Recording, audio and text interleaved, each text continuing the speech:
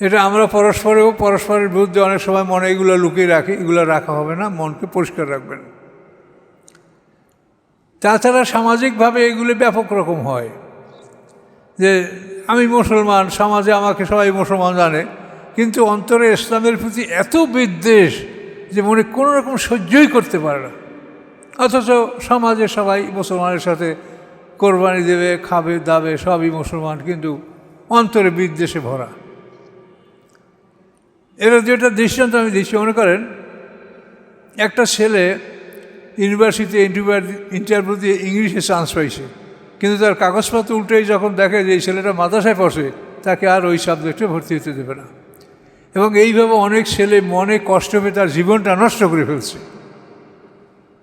সে ভার্সিটিতে ভালো সাবজেক্টে চান্স পেয়েছে, কাগজপত্র উল্টেই দেখে যে মসজিদ মিশন হাই স্কুলের ছাত্র, মসজিদ মিশন, তো একে ইউনিভার্সিটি পড়তে দেওয়া হবে না, একে ভালো সাবজেক্ট দেওয়া হবে না, একে সাংবাদিকতা বা ল বা ইংরেজি এ ধরনের কোনো ভালো সাবজেক্ট তাকে দেওয়া হবে না। কেন? সে মাদ্রাসায় পড়েছে। এই মাদ্রাসায় পড়াটা এত বড় অপরাধ, অথচ সে কিন্তু মুসলমান, সে নিজেকে মুসলমান পরিচয় দেয়। এবং নাস্তিকও যদি হয়, তো মরার পরে তার জানাজার জন্য খুবই ব্যাকুল হয়ে পড়ে তার আত্মীয় স্বজন। আমরা দেখেছি ঢাকা ভার্সিটির নাস্তিক মারা গেছে, বড় বড় কথা ছিল তার মরার আগেও, মরার পরে তার আত্মীয় স্বজন আলেম ওলামাদের কাছে যে কাঁদছে যে হুজুর আমার বাবার জানাজাটা হোক। কথা বুঝতে পারছেন? চ্যানেলটি সাবস্ক্রাইব করে আমাদের সঙ্গেই থাকুন। সম্মানিত সুধীমণ্ডলী, আজকে আমাদের আলোচ্য সূরা হচ্ছে সূরা মুজাদালা। মুজাদালা শব্দের অর্থ হলো পরস্পর তর্ক বিতর্ক করা। জেদাল মানে ঝগড়া, এর থেকে মুজাদালা মানে পরস্পর তর্ক বিতর্কে লিপ্ত হওয়া। তো এই তর্কে লিপ্ত হয়েছিল এক মহিলা আল্লাহ রসুলের সাথে, তার নিজের সমস্যা নিয়ে। এটা আমরা আলোচনায় পাচ্ছি।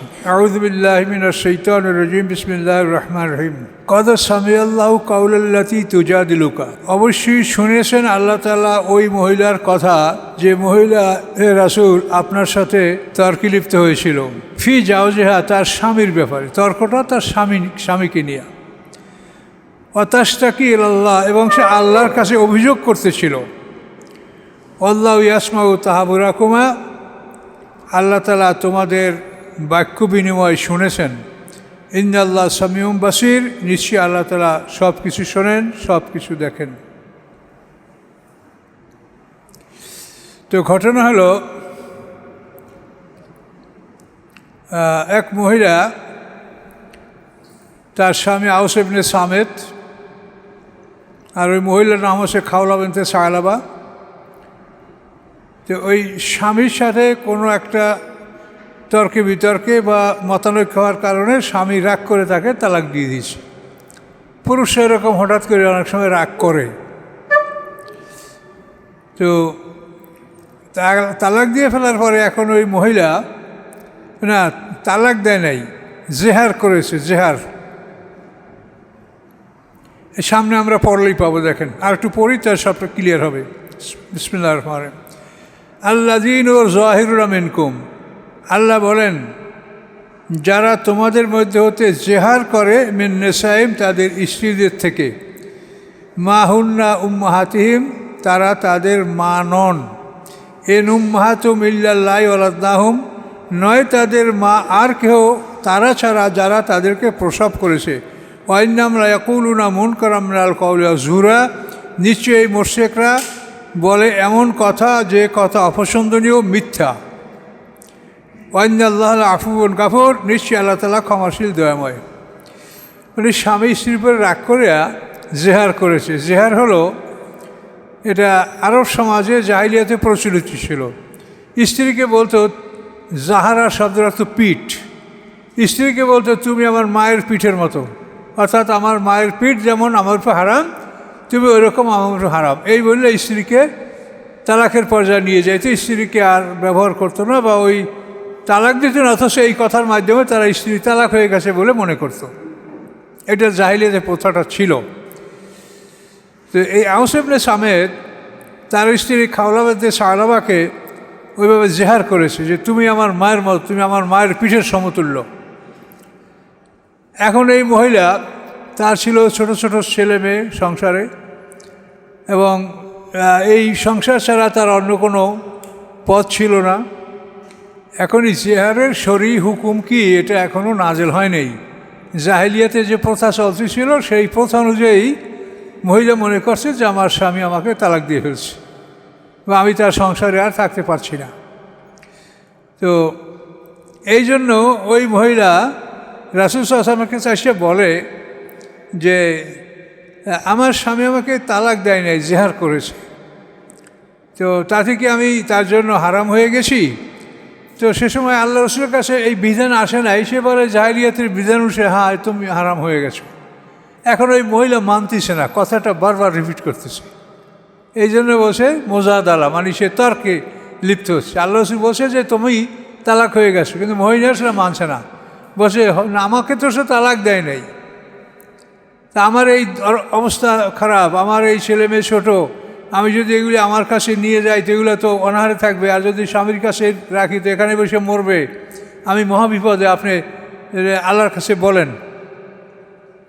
তাই আল্লাহ এর জবাবে কি বললেন যে আল্লাহ তাআলা ওই মহিলার কথা শুনে ফেলেছেন, যে মহিলা তার স্বামীর ব্যাপারে আপনার সাথে তর্কে লিপ্ত হয়েছিল, তাশতাকি ইলাল্লাহ, এবং সে আল্লাহর কাছে অভিযোগ করতেছিল, আল্লাহকেও ডেকে ডেকে আকাশের দিকে মুখ তুলে বলতেছিল যে আল্লাহ আপনি আমার জন্য ফয়সালা নাযিল করেন। তাশতাকি ইলাল্লাহ আল্লাহু ইয়াসমাউ তাহাবুরাকুমা, আল্লাহ তোমাদের উভয়ের বক্তব্য শুনেছেন। ইন্নাল্লাহ সামিউম বাসির, নিশ্চয়ই আল্লাহ তাআলা সব কিছু শ্রবণকারী, সব কিছুর দর্শক। এখন আল্লাহ ফয়সালা দিচ্ছেন, আল্লাযীনা যাহিরু মিনকুম, তোমাদের মধ্যে হতে যারা জেহার করে মিন নিসাইম, তাদের স্ত্রীদের থেকে, মানে স্ত্রীকে বলে যে তুমি আমার মায়ের পিঠের মতো হারাম, বা মায়ের পেটের মতো, বা মায়ের রানের মতো, মানে যে অঙ্গগুলি দেখা না যায় গুপ্তাঙ্গ, এই কোনো একটা অঙ্গের সাথে তুলনা করলে মানে জেহার হয়ে যায়। তো এখন এই জেহারের ফলটা কি? জেহার কিন্তু শব্দটার পিঠ, মানে জেনারেল তারা পিঠের সাথেই তুলনা করতো, তুমি আমার মায়ের পিঠের মতো। তো আল্লাহ বলেন যারা তাদের স্ত্রীদের থেকে জেহার করে, মাহুন্নু মাহাতিম, এই জেহার করার কারণে ওই স্ত্রীরা তাদের মা হয়ে যায় না। এন উম্মাতুম ইল্লাল্লাহি ওয়ালাদনাহুম, নিশ্চয়ই নয় তাদের মা আর কেহ ব্যতীত তারা যারা তাদেরকে প্রসব করেছে, অর্থাৎ যারা সন্তান প্রসব করছে তারাই মা, এছাড়া অন্য কেউ মা না।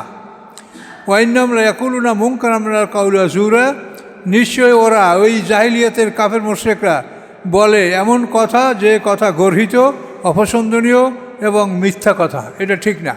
আল্লাহ বলে দিলেন ওয়াইন্নাল্লাহা লাআফুউন গাফুর, নিশ্চয়ই আল্লাহ তাআলা ক্ষমাশীল, অত্যন্ত অনুগ্রহশীল। এখন সে তালাক হয় না বা মা হয় না, কিন্তু এটার ফয়সালাটা কি সেটা আল্লাহ সামনে বলছেন। আল্লাযীনা যাহিরু মিন নিসাইহিম, যারা তাদের স্ত্রীদের থেকে জেহার করে, সুম্মা ইয়াউদুনা লিমা ক্বালু, অতঃপর তারা প্রত্যাহার করতে চায় যা বলেছে, যা বলেছে এই কথাটা তারা প্রত্যাহার করতে চায়, তাদের কি করতে হবে? ফাতাহরিরু রাকাবাতি মিন ক্বাবলি ইয়াতামাসসা, তারা একটা গোলাম আজাদ করবে। রাকাবাতে ফাতাহরিরু রাকাবাতেন, একটা রাকা মানে গর্দান, অর্থাৎ গোলাম, একটা গোলাম আজাদ করতে হবে।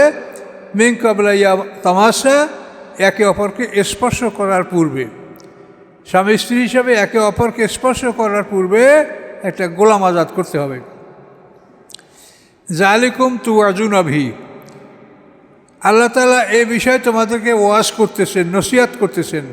আল্লাহু বিমা তা'মালুনা খাবীর, আল্লাহ তাআলা তোমাদের সমস্ত আমল সম্পর্কে অবগত আছেন। এখন বিকল্প বলছেন, ফামান লাম ইয়াজিদ, যে গোলাম সংগ্রহ করতে পারে না, গোলাম কিনবে, একটা গোলাম কিনে মুক্ত করতে তো অনেক টাকার দরকার। ফামান লাম ইয়াজিদ, যে এই গোলাম সংগ্রহ করতে পারে না, সে কি করবে? ফাসিয়ামু শাহরাইন মুতাতাবিয়াইনে, সে অনবরত 2 মাস রোজা রাখবে। কঠিন হুকুম, অনবরত 2 মাস রোজা রাখবে। মিন ক্বাবলি ইয়াতামাসসা, একে অপরকে স্পর্শ করার পূর্বে, স্বামী স্ত্রী একে অপরকে স্পর্শ করার পূর্বে 2 মাস রোজা রাখতে হবে। তুমি কেন বলছো যে তুমি আমার মায়ের মতো? এই জন্য জরিমানা, শাস্তি। ফামান লাম ইয়াস্তাতি, এখন যদি রোজা রাখতে সে না পারে, রোজা রাখা মতো শক্তি নেই, একাধারে 2 মাস রোজা রাখা তো কঠিন কাজ। এতামো সিত্তিনা মিসকিনা, তাহলে সে 60 জন মিসকিনকে খাদ্য দান করবে। 60 জন মিসকিনকে খাদ্য দান করবে। কীরকম? যেরকম ওনারা ফেতরা দেন না রোজার, ওই রকম 60টা ফেতরা দিয়ে দিলে হবে। বাড়ি ডাইকা যদি খাওয়ান তো ভালো কথা, না খাওয়ালে ওই 60টা ফেতরা এইটা এক বা একাধিক মিসকিনকে আপনি দিয়ে দিতে পারবেন। তাহলে বিধান হলো 3টা। এক হলো গোলাম আজাদ করো, তা যদি না পারো তো 2 মাস অনবরত রোজা রাখো, তা যদি না পারো তো 60 জন মিসকিনকে খাদ্য দান করো। 3টা বিষয় আল্লাহ রেখেছেন, যাতে মানুষের যেটা সহজ সেটা সে করতে পারে। জালিকা, আল্লাহ বলেন এই বিধান, লিতুমিনু বিল্লাহি, যাতে তোমরা আল্লাহর প্রতি ঈমান আনো, ও রাসূলি, এবং তার রাসূলের প্রতি ঈমান আনো। এই জন্য আল্লাহ তাআলা এই ব্যবস্থা তোমার জন্য রেখেছেন। অতিলকা হুদুদুল্লাহ, এগুলি আল্লাহর শরীয়তের সীমানা। ওয়ালিল কাফিরিন আযাবুন আলিম, এবং যারা এগুলিকে অবিশ্বাস করবে তাদের জন্য রয়েছে বেদনাদায়ক শাস্তি। তাহলে এখন আমরা জানতে পারলাম যে জিহার করলে স্ত্রীর তালাক হয় না, কিন্তু তার জরিমানা আছে। স্ত্রীকে যদি কেউ বলে যে আমার মা যেরকম হারাম সেরকম তুমি হারাম, আমার মায়ের পেট পিঠ রান যেরকম হারাম এরকম তুমি হারাম, তাহলে তালাক হবে না, কিন্তু এই জরিমানা তাকে দিতে হবে। আর এগুলি না বললে, অন্য কিছু বললে, যদি বলে তুমি আমার মা, তো এতে কিছু হয় না। মায়ের সাথে তুলনা করতে হবে, মায়ের অঙ্গের সাথে তুলনা করতে হবে, শুধু মা ডাকলে হবে না। যদি কেউ বলে তোমার চেহারা আমার মায়ের চেহারার মতো, এতেও চেহারা হবে না। তার কারণ এটা মানুষের মতো চেহারা থাকতেই পারে, এটা হারাম করার জন্য এটা এ ধরনের কথা বলা হয় না। আর স্ত্রীকে বলে তুমি তো আমার বোনের মতো মনে হচ্ছে, আমার চেহারা মুখমণ্ডল, তো এজন্য এটা জেহার হবে না। ইন্নাল্লাযীনা ইউহাদ্দুনাল্লাহ ওয়া রাসূলাহু, নিশ্চয়ই যারা বিরোধিতা করে আল্লাহর এবং তার রাসূলের, কুবিতু, তাদেরকে অপমান করা হবে। কামা কুবিতাল্লাযীনা মিন ক্বাবলিহিম, যেভাবে অপমান করা হয়েছিল তাদেরকে যারা এদের আগে ছিল। তাহলে আল্লাহ এবং রাসূলের বিরোধিতা করলে তাদেরকে আল্লাহ অপমান করবেন। যেরকম এই মক্কার মুশরিকদের আগে যে কাফেররা ছিল তাদেরকেও যেরকম অপমান করা হয়েছে, এদেরকে সেরকম অপমান করা হবে। ওয়াকাদ আনজালনা আয়াতিন বাইয়িনাত, আল্লাহ বলেন নিশ্চয়ই আমি নাজিল করেছি উজ্জ্বল প্রমাণ সমূহ। ওয়ালিল কাফিরিনা আযাবুম মুহিন, এবং কাফেরদের জন্য রয়েছে অপমানজনক শাস্তি। ইয়াউমা ইয়াবআসুহুমুল্লাহু জামিয়া, সেদিন তাদের সবাইকে আল্লাহ একত্রিত করবেন, কেউ বাকি থাকবে না, সবাই হাসরের ময়দানে একত্রিত হবে। ফায়ুনাব্বিউহুম বিমা আমিলু, এবং তিনি খবর দিবেন তাদেরকে ওই সম্পর্কে যা তারা দুনিয়াতে করেছে।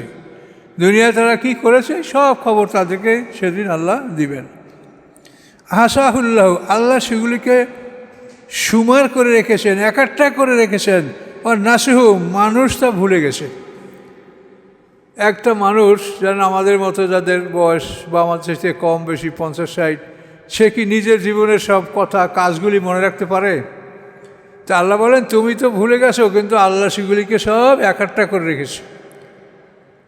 ডকুমেন্ট সহ লেখা, একেবারে দৈনন্দিন লেখার এটা রেকর্ড করে রাখা হয়েছে, কেরামান কাতিবিন ফেরেশতায় লিখে রেখেছে। তা আল্লাহ বলেন আহসাহুল্লাহু, আল্লাহ সেগুলিকে একটা করে রেখেছেন, একত্রিত করে রেখেছেন, সুমার করে রেখেছেন। আর নাসিহু, মানুষ সেটা ভুলে গেছে। আল্লাহ আলা কুল্লি শাইইন শাহিদ, আল্লাহ তাআলা সমস্ত বিষয় সম্পর্কে তিনি সাক্ষী, মানে উপস্থিত। সাক্ষী মানে যে সমস্ত কাজে কর্মে তিনি আমাদের সাথে উপস্থিত আছেন। উপস্থিত থাকলে যেরকম সব কিছু দেখা যায়, আল্লাহ তাআলা আমাদের এরকম সাথে উপস্থিত আছেন, আমাদের সমস্ত কর্মগুলি তিনি দেখছেন। আলাম তারা আন্নাল্লাহ ইয়ালামু মা ফিস সামাওয়াতি ওয়া মা ফিল আরদ, আল্লাহ বলেন আলাম তারা, আপনি কি দেখেন না, নিশ্চয়ই আল্লাহ তাআলা জানেন। কি জানেন? মা ফিস সামাওয়াতি মা ফিল আরদ, যা কিছু আছে আকাশের মধ্যে, যা কিছু আছে পৃথিবীর মধ্যে, এই সব কিছু আল্লাহ তাআলা জানেন। এবং তার জানার দৃষ্টান্তটা দিচ্ছেন। মা ইয়াকুনু মিন নাজওয়া সালাসাতিন ইল্লা হুয়া রাবিহুম, হয় না তোমাদের পরামর্শ, নাজওয়া মানে পরামর্শ, সালাসাত 3 জনের, হয় না তোমাদের 3 জনের পরামর্শ ইল্লাহু আর রাবিহুম, বরং আল্লাহ তার চতুর্থ।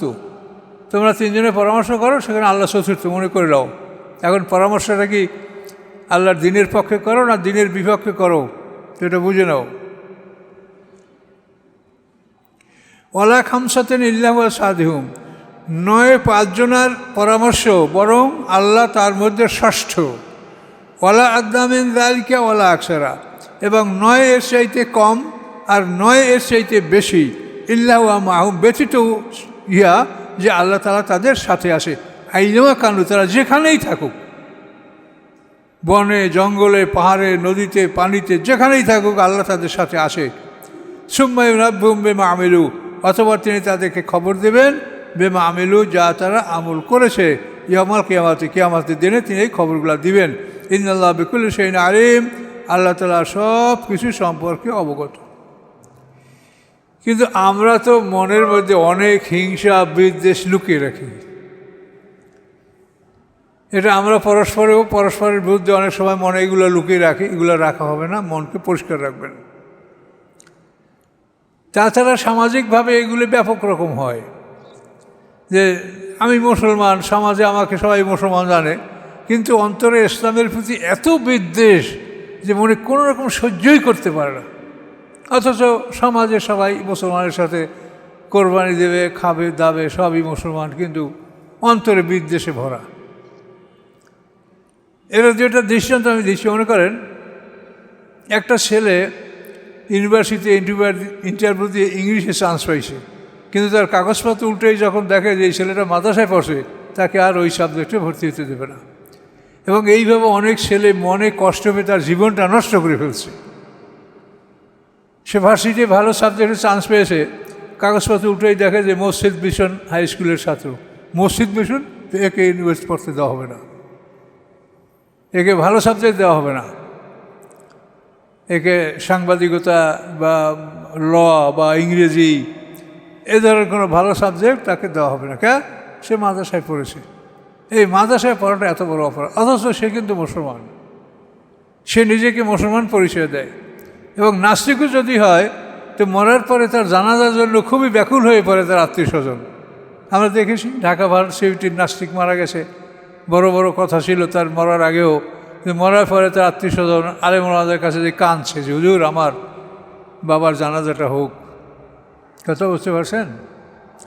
তো আল্লাহ এটা বলছেন যে তোমরা যেখানে বসি যে পরামর্শ করো, অন্তরে যা লুকিয়ে রাখো, ইয়াউমা তুবলা সারায়ের, সেদিন অন্তরের সমস্ত গোপন বিষয়গুলি সেদিন প্রকাশ করা হবে।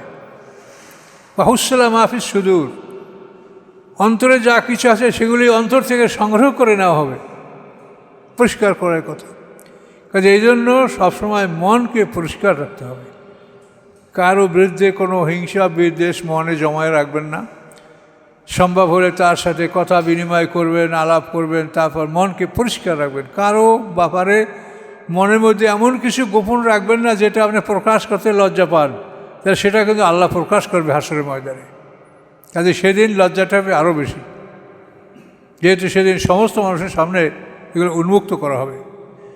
আলাম তারা ইলাল্লাযিনা নুহু আনিন নাজওয়া সুম্মা ইয়াউদুনা লিমা নুহু আনহু, আল্লাহ বলেন আপনি কি দেখেন না তাদেরকে নুহু আনিন নাজওয়া, যাদেরকে পরামর্শ করতে নিষেধ করা হয়েছে, সুম্মা ইয়াউদুনা লিমা নুহু, অতঃপর তারা পুনরায় করছে যা তাদেরকে মানা করেছে তাই, নুহু আনহু, যার থেকে তাদেরকে বারণ করা হয়েছে তারা পুনরায় সেই কাজ করছে।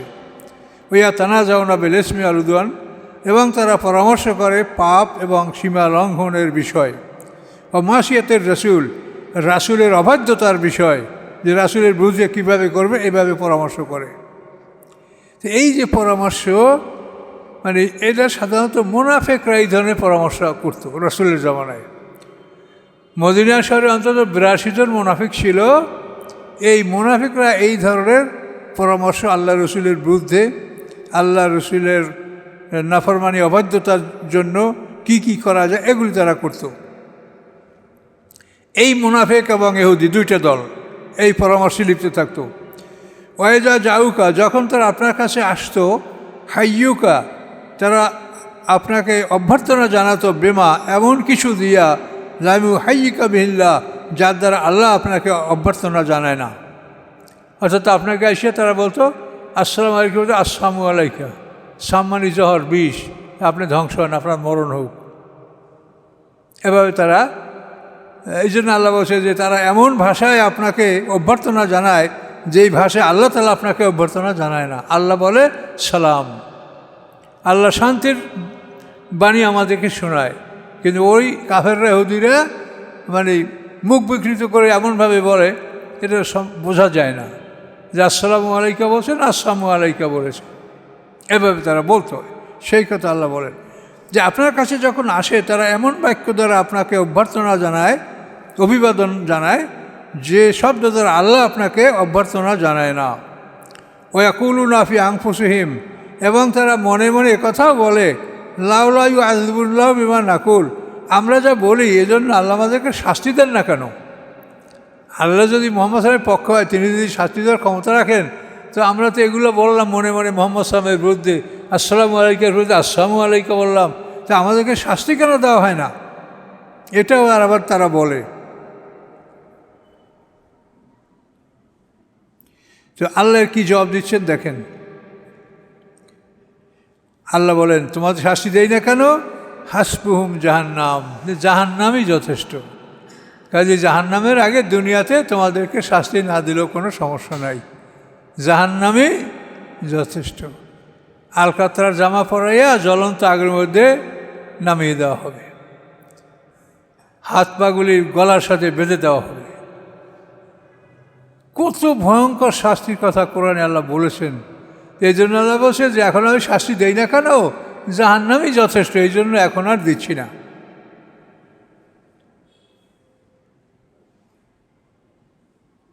দেখেন এই বর্তমান পৃথিবীর যে অবস্থাটা চলছে, ইহুদিদের যে আগ্রাসন, অত্যাচার, এইটা দেখে অনেক মানুষ কিন্তু মোরতাদ হয়ে যাচ্ছে। এই জন্য যে আল্লাহ যদি থাকে, এত জুলুম আল্লাহ দেখে কোনো প্রতিকার করে না, তা আল্লাহ নাই, নাউজুবিল্লাহ মিন যালিক, এরকম খবর আমার কাছে আসছে। কিন্তু এখানে বিষয়টা হলো এই যে আল্লাহ চায় যে হক ও বাতিলের মধ্যে যুদ্ধ হোক। কাজে ইহুদিরা মারে আর তোমরা গোপনে ইহুদিদের সহযোগিতা করো, কাজে তোমাদেরকে কঠিন শাস্তি দেওয়ার জন্য আল্লাহ তাআলা কিছু বলছে না। আর যারা শাহাদাত বরণ করছে তারা তো ভাগ্যবান। এই অত্যাচারিত হয়ে ইহুদিদের হাতে যারা মারা যাচ্ছে তারা তো ভাগ্যবান, তারা তো জান্নাতি হবে। এই মানুষগুলি, আপনি মনে করেন যে কিয়ামতের বড় বড় আলামত প্রকাশ করে যাওয়ার পরে তো কোনো মানুষ ঈমান কবুল হবে না, তওবা কবুল হবে না। কাজে এখন যদি কোনো মুসলমান অত্যাচারিত হয়ে মারা যায় তা সে তো ভাগ্যবান। কাজে এই জন্য এই যারা মোরতাদ হয় এরাও আবার ওই শয়তানের চক্রান্তে পড়ে, এরা বোঝে না যে বিষয়টা কি। আল্লাহ তাআলা সাহায্য করতে পারে না? আল্লাহ ইব্রাহিম আলাইহিস সালাম সাহায্য করে নাই কেন? ছিল না আর কেউ, আর আল্লাহ না করলে আর কে করবে? কিন্তু এখন তোমরা পৃথিবীতে কতশো কোটি মুসলমান, 200 কোটি তো অন্তত কমপক্ষে, 800 কোটি মানুষ, 200 কোটি মুসলমান। তো 200 কোটি মুসলমান, ইহুদি তো 1 কোটিও না, 1 কোটির কম। কাজে তোমরা তাদের বিরুদ্ধে লড়াই করতে পারো না? তোমাদের কি আল্লাহ ধন সম্পদ দেয় নাই? তোমাদের কি ভিক্ষা করা লাগে কোথাও? তোমাদের তেল বলো, লোহা বলো, সোনা বলো, তামা বলো, সব তো তোমাদের জমিনে। তারপরে তোমরা এই দুনিয়ায় আরাম করো, আর ওরা মরছে, এই জন্য মানুষ দুঃখে কষ্টে বেদনায় ঈমান হারা হয়ে যাচ্ছে, আর তোমরা তামাশা দেখছো আর গোপনে গোপনে ইহুদিদের পক্ষ অবলম্বন করছো। কাজে তোমাদেরকে কঠিন শাস্তি দেওয়ার জন্য আল্লাহ তাআলা এদেরকে শাস্তিটা দিচ্ছে দুনিয়ায়, যেরা শাস্তি ভোগ করে মরুক, আর তোমরা খাইয়া রেডি হও। কত খাবা? পুরোটা একটা আস্ত খাও, খাইয়া রেডি হও, যে সামনে কি আছে দেখো। বুঝতে পারছেন বিষয়টা? কাবাঘর রক্ষা করার জন্য যখন কেউ ছিল না, তখন আল্লাহ ঝাঁকে ঝাঁকে পাখি পাঠাই দিয়ে কাবাঘর হেফাজত করছে। কিন্তু যখন পৃথিবীতে মুসলমান কোটি কোটি মুসলমান, তখন কি আল্লাহ পাখি পাঠাবে কাবাঘর রক্ষা করতে? পারলে তোমরা যুদ্ধ করে রক্ষা করো, আর না পারো দেখবো আমি। মানুষেরা তো কাবাঘর ভাঙছে, তখন তো আল্লাহ পাখি পাঠায় নেই। এই যে এজিদের সময় তো কাবাঘরে পাথর বর্ষণ করা হয়েছে। অবশ্য যে প্রথম যে পাথর বর্ষণ কাবাঘরে করতে গেছে, সে প্রতিমধ্যে সে সেনাপতি মারা গেছে। মারা যাওয়ার পরে আবার অল্পর মধ্যেই খবর পাওয়া গেছে এজিদও মারা গেছে। এই পর্যন্ত ওখানে ওটা শেষ। কিন্তু এজিদের পরে আবার আব্দুল মালিক ইবনে মারওয়ানের সময় হাজ্জাজ ইবনে ইউসুফ যখন পূর্বাঞ্চলের গভর্নর এবং সেনাপতি ছিল, এই হাজ্জাজ ইবনে ইউসুফ যখন কাবাঘর ভেঙেছে, আব্দুল ইবনে জুবাইর কাবাঘরটাকে পূর্ণাঙ্গ করেছিল। আর কুরাইশরা কাবাঘর করছিল এখন যেরকম আছে হাতিম, অর্থের অভাবে অর্ধেক তারা করতে পারে নাই। এই ভাঙ্গা অংশ সহ কুরাইশরা কাবাঘর করছিল। কিন্তু আল্লাহ রসুল বলছিলেন যে আমার এই জাতিটা নূতন, আমি যদি আরও 1 বছর বেঁচে থাকি যে কাবাঘরটা আমি পূর্ণাঙ্গ ইব্রাহিম আলাইহিস সালামের নমুনা আমি করব। কিন্তু আল্লাহ রসুল বাঁচেন নাই, কিন্তু তিনি এটা আকাঙ্ক্ষা পেশ করে গেছেন। এরপরে আব্দুল ইবনে জুবাইর এই হলো আসমা বিনতে আবু বকর এর ছেলে, আসমা বিনতে আবু বকর সিদ্দিকের কন্যা, তার ছেলে আব্দুল ইবনে জুবাইর। সে যখন হেজাজের গভর্নর তখন এই কাবাঘরটা পূর্ণাঙ্গ সুন্দর করে করছিল। কাবাঘরে গিলাপ দেওয়া, কাবাঘরে বাতি দেওয়া, এটা সব আব্দুল ইবনে জুবাইর করেছিল। কিন্তু পরবর্তীতে যখন আব্দুল ইবনে জুবাইরের বিরুদ্ধে যুদ্ধ হলো, যুদ্ধে আব্দুল ইবনে জুবাইর পরাজিত হলেন, শাহাদাত বরণ করলেন, তখন হাজ্জাজ ইবনে ইউসুফ কাবাঘর ভাঙে ফেলাইল। কাবাঘর ভেঙে ফেলে ওই কুরাইশরা যেভাবে করছিল, অর্ধেক ঘর অর্ধেক ফাঁকা, এইভাবে আবার ও করল। এই সময় কিন্তু আল্লাহ তাআলা তাকে শাস্তি দেয়নি। কাবাঘর যেভাবে করা ইব্রাহিম সেইভাবেই কিন্তু এটা আব্দুল ইবনে জুবাইর করছিল, কিন্তু হাজ্জাজ ইবনে ইউসুফ এটা ভেঙে ওই কুরাইশরা যেভাবে করে একটা জাহিলিয়াতে ওইভাবে করে দিচ্ছে, এখন ওইভাবে আসে। তার কারণ এটা ভাঙার জন্য খলিফা মনসুর এবং আব্বাসি পিরিয়ডে যারা অত্যন্ত প্রভাবশালী, অনেক সম্পদের মালিক, তারা এটা করতে চেয়েছিল, কিন্তু আলেমেরা মানা করছে যে এইটা যদি আপনারা হাত দেন তা আবার কোন ফেতনা শুরু হয়, তার সেইটা যেমন আছে তেমন থাক। এই জন্য খলিফা মনসুরের সময়ও তিনি উদ্যোগ নিয়েছিলেন যে আমি কাবাঘরটাকেও যেভাবে ছিল সেভাবে করবো কিনা, কিন্তু আলেম ওলামারা তাতে মত দেন নেই। কথা বুঝতে পারছেন? তাহলে এখন এটা আপনাদের বোঝার ব্যাপার যে আল্লাহ তাআলা দেখে, কেন দেখে? তোমাদেরকে ওই যে হাসবু জাহান্নাম, তোমাদেরকে কায়দা রকম পিটানোর জন্য আল্লাহ দেখে যে তোমাদের আমি ধন দিছি, সম্পদ দিছি, অর্থ দিছি, তোমাদের মান ইজ্জত সব দিছি, কিন্তু তোমরা ইহুদিদের বিরুদ্ধে যুদ্ধ করতে পারছো না। তাহলে তোমরা খাও, খাইয়ে এটা রেডি হও, আর ওরা মরুক, ওরা শহীদ হোক, ওদের বাড়িঘর যাক। তোমাদের বাড়িঘর আছে, তোমরা কতদিন থাকবা? কিয়ামত পর্যন্ত থাকবা? তা তোমাদের এই বাড়ির জন্য তোমরা আর ওদের বাড়িঘর যাচ্ছে, তাতে কী হচ্ছে? বাড়ি যদি থাকে তা 10-20 বছরই না থাকবে, তারপর তো আর না।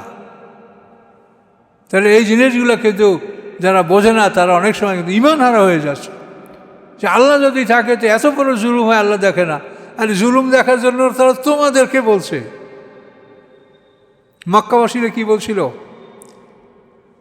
মক্কাবাসীরা কি দোয়া করেছিল এটা কোরআনে বলা আছে যে এমন অধিবাসী যার মানে আমরা এমন একটা শহরে আছি যার অধিবাসীরা জালেম, তাদের জুলুম অত্যাচার অতিষ্ঠ, হে আল্লাহ আমাদের জন্য সাহায্য পাঠান। এভাবে মক্কাবাসীরা দোয়া করছে না, মক্কার দুর্বল মুসলমানরা? তো আল্লাহ তাআলা তারপর মক্কা বিজয়ের জন্য আল্লাহ রসুলকে সেখানে পাঠিয়েছেন, আল্লাহ রসুল মক্কা জয় করছেন। কাজে তোমরাও তো তাদের বিরুদ্ধে যুদ্ধ করবে, তা তোমরা করছো না, বরং ইহুদিদেরকে সাহায্য করছো। দেখবেন হাসরের ময়দানে এই যে বিচারটা হবে, এই যে মানে অন্তরের অবস্থাটা, যেটা আমি আগেও আপনাদেরকে বললাম, এই অন্তরের অবস্থাটা আল্লাহ সব প্রকাশ করবে। সেই দিন দেখবেন যে কত সুন্দর লেবাস পোশাকধারী মানুষ, যাদেরকে আমরা পীর বলছি, ইমাম বলছি, মুফতি বলছি, তাদের অবস্থা এমন ভয়ঙ্কর হবে যে দেখলেন অবাক হয়ে যাবে।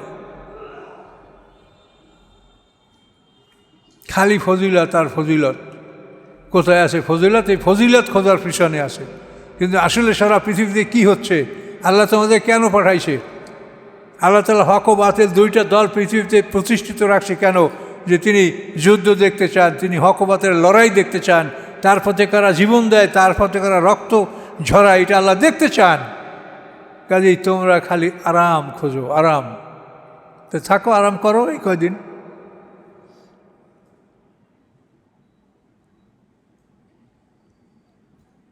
এখন আল্লাহ তাআলা বলেন যে হাসবুম জাহান্নাম ইয়াসলাউনহা, তাদেরকে এখনই শাস্তি আল্লাহ দিচ্ছেন না, জাহান্নাম তাদের জন্য যথেষ্ট, তারা সেই জাহান্নামে প্রবেশ করবে, সেই জাহান্নামে তারা জ্বলবে। সালা শব্দের অর্থ জ্বলা এবং প্রবেশ করা দুটোই, তারা প্রবেশ করবে, তারা জ্বলবে। বা বেসাল মাসির, অতি নিকৃষ্ট তাদের এই ঠিকানা। কিন্তু করবে না কোনটা? মাসিয়াতের রাসূল, পাপ, সীমালঙ্ঘন, রাসূলের বিরোধিতা, এই সমস্ত বিষয়ে পরামর্শ করবে না।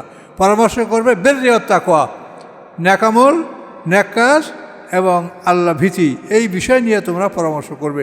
আত্তাকুল্লাহ, আল্লাহকে ভয় করো, আল্লাহ দিলেই তুহশারুন, যে আল্লাহর কাছে তোমাদেরকে সবাইকে একত্রিত করা হবে, প্রত্যান্বিত করা হবে।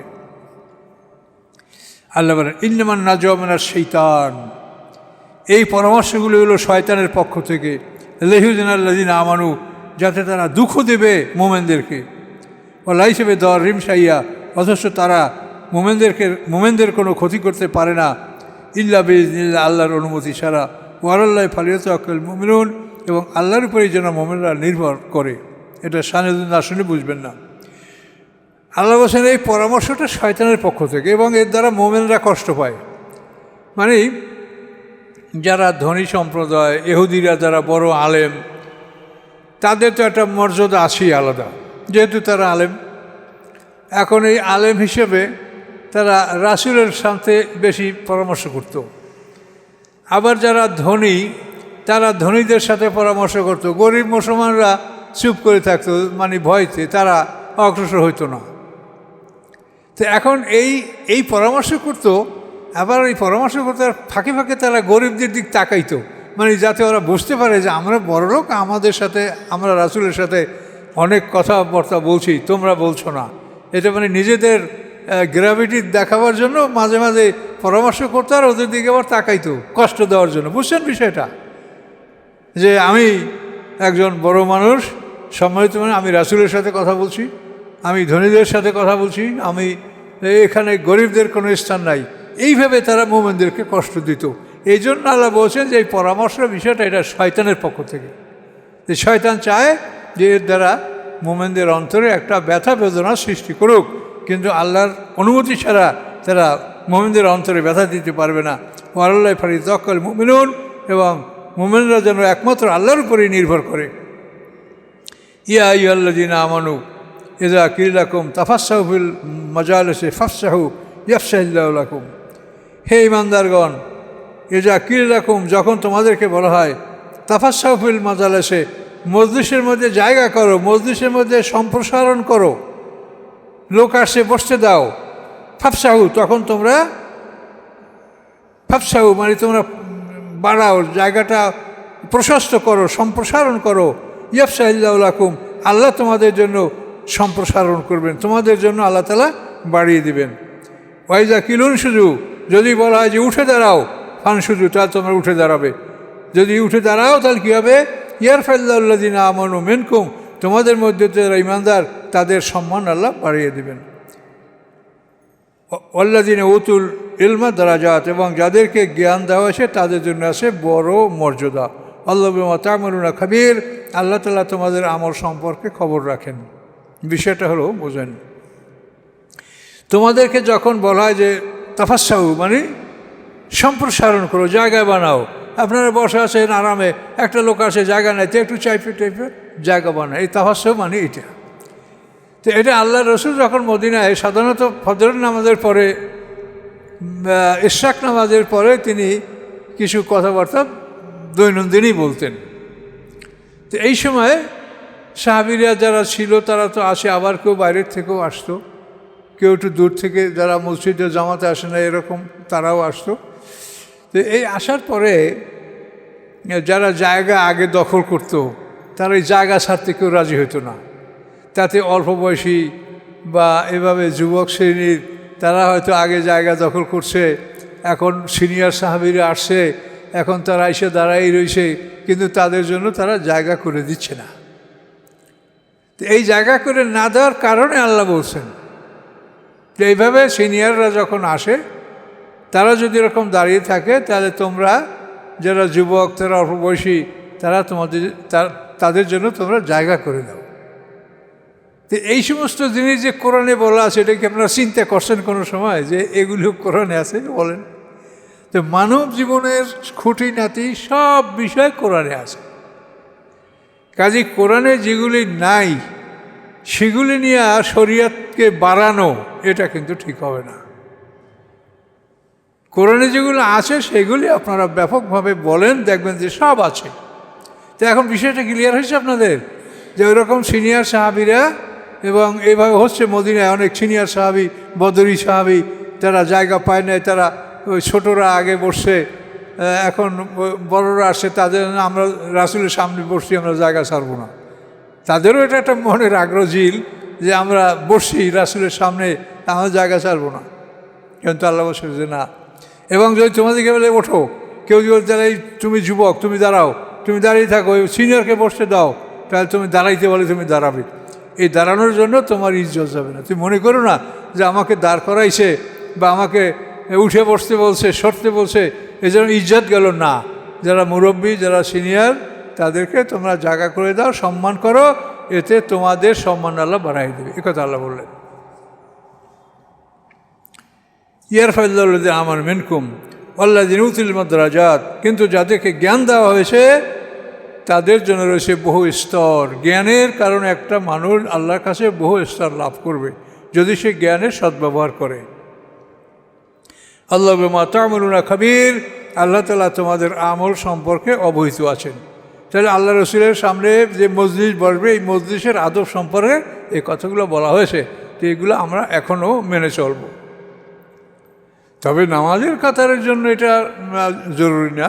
নামাজের কাতারে আপনি যে যেখানে স্থান পান সেখানেই আপনি থাকেন। নামাজের কাতার ছেড়ে আপনি মুরব্বীকে সামনে দেবেন, এটার কোনো প্রয়োজন নেই। এটা হলো নামাজ শেষে যখন কোনো মজলিসে বসবেন সেই সময়ের বিষয়। এটা নামাজের ক্ষেত্রে এটা না। নামাজ আপনি যে আগে আসবে সেই আগে বসবে, যেই আগে আসবে সেই স্থান দখল করবে। সেখানে তাকে বলা হবে না যে তুমি পিছিয়ে যাও, মুরব্বীর সামনে দাও, না, এটা না। হ্যাঁ, যদি কাউকে জায়গা দিতে হয় তো আপনারা চাইপে যান, যে সাইডে চাইপে তার জন্য জায়গা বানান, কিন্তু কেউ জায়গা ছাইড়ে পিছনে যাবেন না। বুঝতে পারছেন? ইয়া আইয়ুহাল্লাযীনা আমানু ইযা নাজাইতুমুর রাসূলা ফাকাদ্দিমু বাইনা ইয়াদাই নাজওয়াকুম সাদাকাহ। এখন আল্লাহ কঠিন আদেশ দিয়েছেন, হে ঈমানদারগণ, ইযা নাজাইতুমুর রাসূলা, যখন তোমরা পরামর্শ করবে রাসূলের সাথে, ফাকাদ্দিমু বাইনা ইয়াদাই নাজওয়াকুম সাদাকা, তোমাদের এই পরামর্শের পূর্বে তোমরা সদকা করে নিবে। রাসূলের সাথে কথা বলতে হলে আগে সদকা করে নেবে, তারপরে কথা বলবে। এটা কেন বলা হলো? যে মুনাফিকরা, ইহুদিরা, এরা নিজেরা নিজেদেরকে বড় মনে করে, আর রাসূলের কাছে আইসা পরামর্শ করে। আর গরিবরা যারা খাঁটি মুসলমান তারা তো ভয় করে, তাদের আদব যে আল্লাহ রসুলকে কথা বলে আমি কষ্ট দিব না, তারা রাসূলকে ভয় করে, দূরে থাকে, কাছে আসতে চায় না। আর ওরা মনে করে আমরা বড় লোক, আমরা আলেম। ইহুদিরা তারা আলেম, মুনাফিকরা তারা সমাজের মানে প্রথম শ্রেণীর। আব্দুল্লাহ ভাই তো সে মানে মদিনার গভর্নর হওয়ার কথা ছিল তার, সে তাহলে অনেক সম্মানিত লোক। তো এই জন্য আল্লাহ বললেন কি, যে রাসূলের সাথে তোমরা যখন কথা বলো সম্মানিতরা, সদকা দিয়ে কথা বলবা। এখন কিন্তু মুশকিল হয়ে গেছে।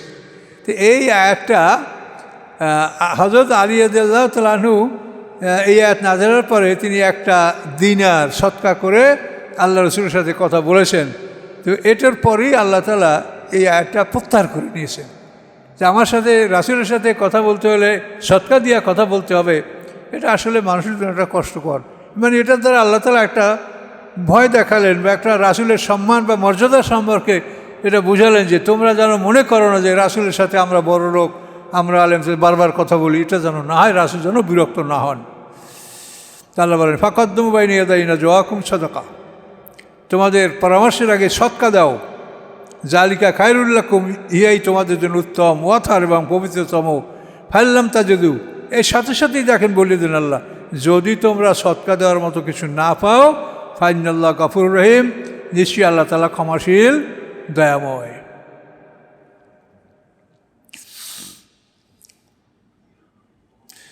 আশফাকতুম তুকাদ্দিমু বাইনা নাজওয়াকুম সাদাকা, তোমরা কি ভয় পেয়ে গেছো যে তোমরা তোমাদের পরামর্শের আগে সদকা দিবে?